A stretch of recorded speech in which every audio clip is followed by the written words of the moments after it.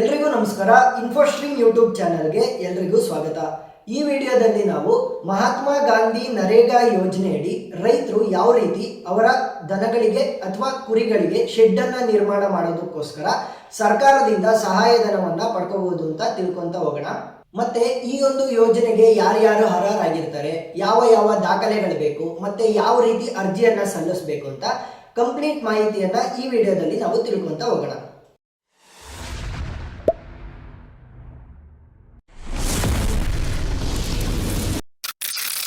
ಮಹಾತ್ಮ ಗಾಂಧಿ ನರೇಗಾ ಯೋಜನೆಯಡಿ ಸರ್ಕಾರ ರೈತರ ಅನುಕೂಲಕ್ಕಾಗಿ ಅನೇಕ ಯೋಜನೆಗಳನ್ನು ಜಾರಿಗೆ ತಂದಿದೆ. ಆ ಯೋಜನೆಗಳಲ್ಲಿ ಒಂದಾಗಿರುವಂಥದ್ದು ಕುರಿ ಅಥವಾ ಹಸುಗಳ ಶೆಡ್ಡಿನ ನಿರ್ಮಾಣಕ್ಕೋಸ್ಕರ 57,000 ರೂಪಾಯಿ ಸಹಾಯಧನವನ್ನು ಸರ್ಕಾರ ನೀಡಲಿದೆ. ಈ ಒಂದು ಯೋಜನೆಗೆ ಯಾರ್ಯಾರು ಅರ್ಹರಾಗಿರ್ತಾರೆ ಅಂತಂದ್ರೆ ಪ್ರತಿಯೊಂದು ವರ್ಗದ ರೈತರು, SC ST ಆಗಿರ್ಬೋದು, ಸಾಮಾನ್ಯ ವರ್ಗದವರು ಎಲ್ಲರೂ ಕೂಡ ಈ ಒಂದು ಯೋಜನೆಗೆ ಅರ್ಹರಾಗಿರ್ತಾರೆ.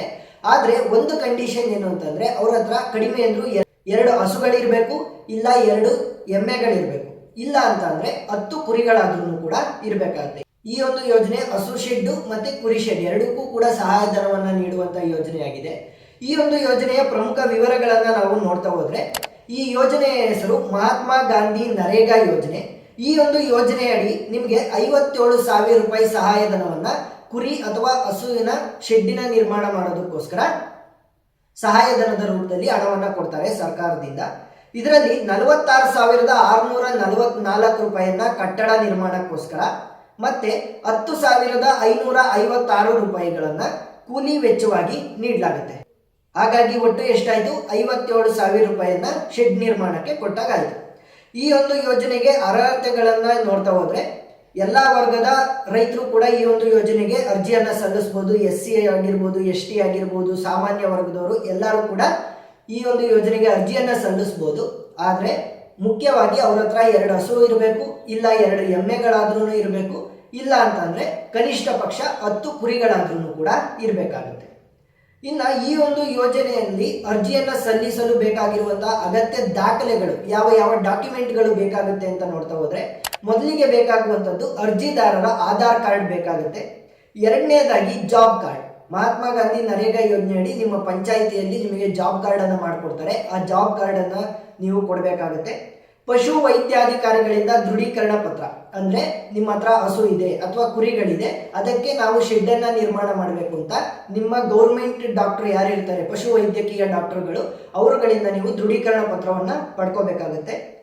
ಮುಂದೆ ಜಮೀನು ದಾಖಲೆಗಳು, ನಿಮ್ಮ ಜಮೀನು ದಾಖಲೆ. ಯಾಕಂತಂದ್ರೆ ನಿಮ್ಮ ಜಮೀನಿನಲ್ಲೇ ನೀವು ಕಟ್ಟಡವನ್ನ ನಿರ್ಮಾಣ ಮಾಡಬೇಕು. ಯಾವ ಜಾಗದಲ್ಲಿ ನೀವು ನಿರ್ಮಾಣ ಮಾಡ್ತೀರಾ ಕಟ್ಟಡವನ್ನ, ಆ ಒಂದು ಜಾಗದ RTC ಅಥವಾ ದಾಖಲೆಗಳನ್ನ ಕೊಡಬೇಕಾಗುತ್ತೆ.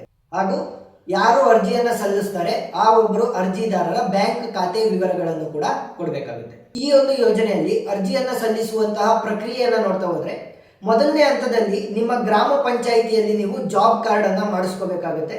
ಎರಡನೇ ಹಂತದಲ್ಲಿ ಪಶು ವೈದ್ಯಾಧಿಕಾರಿಯಿಂದ ಶೆಡ್ ನಿರ್ಮಾಣ ಮಾಡಲೇಬೇಕು, ಅಲ್ಲಿ ಅವ್ರ ಹತ್ರ 2 ಹಸು ಇದೆ ಅಥವಾ 10 ಕುರಿಗಳಿದೆ ಅಂತ ದೃಢೀಕರಣ ಪತ್ರವನ್ನು ನೀವು ಪಡ್ಕೋಬೇಕಾಗುತ್ತೆ ಗೌರ್ಮೆಂಟ್ ಡಾಕ್ಟರಿಂದ.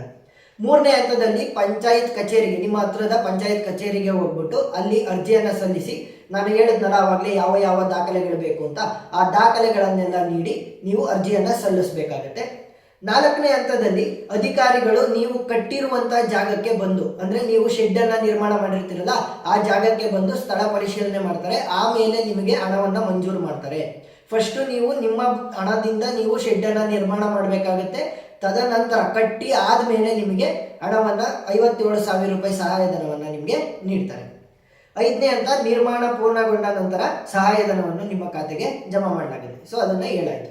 ಈಗ ಅವರು ಹೇಳಿರುವಂತಹ ಕೆಲವು ಸೂಚನೆಗಳು, ಶೆಡ್ಡಿನ ನಿರ್ಮಾಣ ಮಾಡುವಂತಹ ಕೆಲವು ಸೂಚನೆಗಳೇನು ಅಂತಂದ್ರೆ, ತೀರಾ ತಗ್ಗಾದಂತಹ ಪ್ರದೇಶದಲ್ಲಿ ನಿರ್ಮಾಣ ಮಾಡಬಾರ್ದು. ಯಾಕಂತಂದ್ರೆ ನೀರು ನಿಲ್ಲುವಂತಹ ಸಂಭಾವ್ಯ ಜಾಸ್ತಿ ಇರೋದ್ರಿಂದ ಅಲ್ಲಿ ಕ್ರಿಮಿಕೀಟಗಳು ಹುಟ್ಟಬಹುದು. ಅದಕ್ಕೋಸ್ಕರ ಹಸು ಮತ್ತು ಕುರಿಗಳ ಆರೋಗ್ಯ ದೃಷ್ಟಿಯಿಂದ ಅವ್ರೇನ್ ಹೇಳ್ತಾ ಇದ್ದಾರೆ, ಎತ್ತರದ ಪ್ರದೇಶದಲ್ಲಿ ನೀವು ಶೆಡ್ ಅನ್ನ ನಿರ್ಮಾಣ ಮಾಡಬೇಕಾಗತ್ತೆ. ಮತ್ತೆ ಗಾಳಿ ಮತ್ತು ಬೆಳಕು ಎರಡೂ ಕೂಡ ಯಥೇಚ್ಛವಾಗಿ ಸಲೀಸಾಗಿ ಶೆಡ್ಡಿನ ಒಳಗಡೆ ಬೀಳುವಂತೆ, ಅಂದ್ರೆ ಶೆಡ್ಡಿನ ಮುಖಾಂತರ ಆಡುವಂತೆ ನೀವು ನಿರ್ಮಾಣ ಮಾಡಬೇಕಾಗುತ್ತೆ. ಸಾಮಗ್ರಿಗಳು, ನೀವು ಟಾರ್ಪಲ್ ಇರ್ಬೋದು ಅಥವಾ ಗರಿಯಿಂದ ನೀವು ಟೆಂಪರರಿಯಾಗಿ ನೀವು ಶೆಡ್ ಅನ್ನ ನಿರ್ಮಾಣ ಮಾಡೋಂಗಿಲ್ಲ, ಪರ್ಮನೆಂಟ್ ಶೆಡ್ ಅನ್ನ ಮಾಡಬೇಕು. ಅಂದ್ರೆ ಮೇಲ್ಗಡೆ ನೀವು ಸಿಮೆಂಟ್ ಶೀಟ್ ಹಾಕ್ಬೋದು, ಇಲ್ಲ ಅಂತಂದ್ರೆ ಕಬ್ಬಿಣದ ಶೀಟ್ ಇರ್ಬೋದು. ಆ ರೀತಿ ಪರ್ಮನೆಂಟ್ ಆಗಿ ನೀವು ಶೆಡ್ ಅನ್ನ ನಿರ್ಮಾಣ ಮಾಡಬೇಕಾಗುತ್ತೆ. ಈ ಒಂದು ಯೋಜನೆಯಡಿ ನಿಮಗೆ 57,000 ರೂಪಾಯಿ ಸಹಾಯಧನ ಸಿಗಬೇಕು ಅಂತ ಅಂದ್ರೆ. ಇಷ್ಟೊತ್ತು ನಾವು ಈ ಒಂದು ಯೋಜನೆಯಡಿ ಯಾವ ರೀತಿ 57,000 ರೂಪಾಯಿನ ಪಡ್ಕೋಬೇಕು ಅಂತ ನೋಡಿದ್ವಿ. ಆದ್ರೆ ಇದರ ರಿಯಾಲಿಟಿನ ನೋಡ್ತಾ ಹೋದ್ರೆ ನೀವು ಕಟ್ಟಾಗಿ 2 ವರ್ಷ ಆದ್ರೂ ಬರ್ದಲೇ ಇರ್ಬೋದು, 3 ವರ್ಷ ಆದ್ರೂ ಬರ್ದಲೇ ಇರ್ಬೋದು. ಯಾಕಂತಂದ್ರೆ ಅದೊಂದು ಸರ್ಕಾರಿ ಯೋಜನೆ ಆಗಿರೋದ್ರಿಂದ ಬರುತ್ತೋ ಇಲ್ವೋ ಗೊತ್ತಿಲ್ಲ. ಆದ್ರೆ ಅಪ್ಲೈ ಮಾಡುವಂಥದ್ದು ನಮ್ಮ ಒಂದು ಜವಾಬ್ದಾರಿ. ಅದಕ್ಕೇನು ದುಡ್ಡನ್ನು ಕೊಡುವಂತ ಅವಶ್ಯಕತೆ ಇಲ್ಲ. ಹಾಗಾಗಿ ಅರ್ಜಿಯನ್ನ ಸಲ್ಲಿಸಿ, ಅದು ಯಾವಾಗ ಬರುತ್ತೆ ಬರಲಿ, ಬಂದ್ರೆ ಒಳ್ಳೇದು, ದುಡ್ಡು ಬಂದಿದೆ ಅಂತ. ಬರ್ಲಿಲ್ಲ ಅಂತ ಅಂದ್ರೆ ಏನು ಮಾಡೋದಕ್ಕಾಗಲ್ಲ.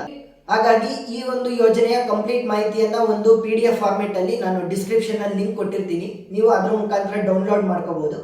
ಮತ್ತೆ ಈ ಒಂದು ವಿಡಿಯೋ ನಿಮಗೆ ಇಷ್ಟ ಆಗಿದ್ರೆ ಸಬ್ಸ್ಕ್ರೈಬ್ ಆಗೋದನ್ನ ಮರಿಬೇಡಿ. ಮತ್ತೊಂದು ಇನ್ಫಾರ್ಮೇಟಿವ್ ವಿಡಿಯೋ ಜೊತೆ ಮತ್ತೆ ಬರ್ತೀನಿ. ಅಲ್ಲಿವರೆಗೂ ನಮಸ್ಕಾರ.